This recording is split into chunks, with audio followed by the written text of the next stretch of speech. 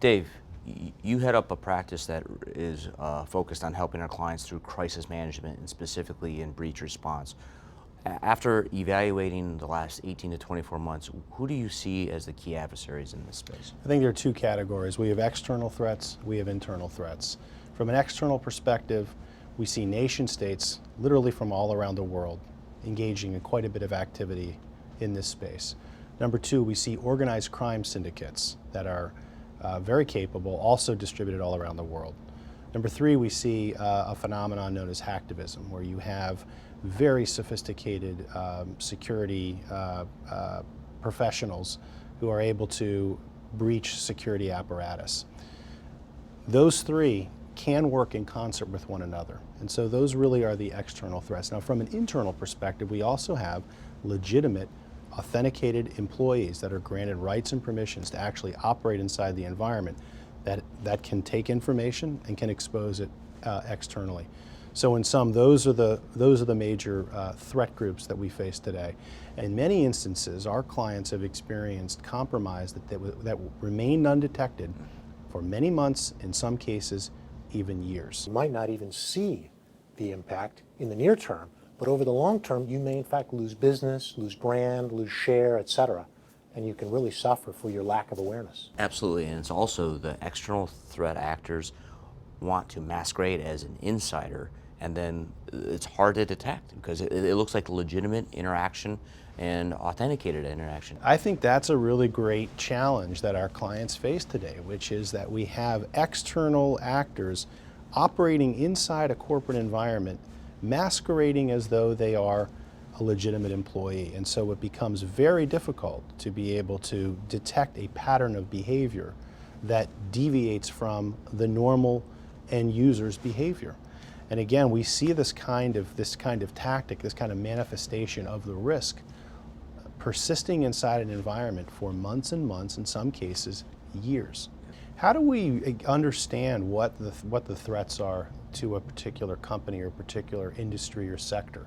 I'll tell you one technique that we've used with our clients related to strategy that I think can apply here as well. You know, we often talk about who is our most fierce competitor.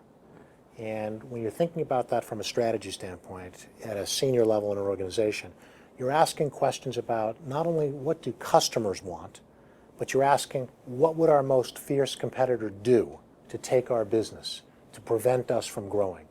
I think the same model, the same kind of discussion is a healthy discussion for senior managers to take. If they take the time to say, okay, if there's a real threat out there, from where might those threats come and what would they be interested in taking from us? And it's looking at it with those scenarios in mind. What could an adversary want? And I think that's a great example of how we do it today, but we need to do it differently going forward. And we need to look at it from an adversary in cyberspace, because that's a new channel. It's a channel that has direct impact to our business given the reliance and the complexity of it as we move forward. Really what you have to start to do, or what our clients have to start to do, is to think about unusual type of adversaries, not your typical competitor that you're going up against every single day, but really it's almost an element of asymmetry where you have a potential significant threat to the business that can come from the unexpected, the unforeseen, or maybe unrecognized adversary. And I think we're going to see this kind of interesting strategic challenge where the traditional competitor really winds up not being the greatest competitive threat to the organization. The reality is that the adversaries are very capable and very effective at finding a vulnerability, exploiting it, and exploiting it in a way that is typically difficult to detect.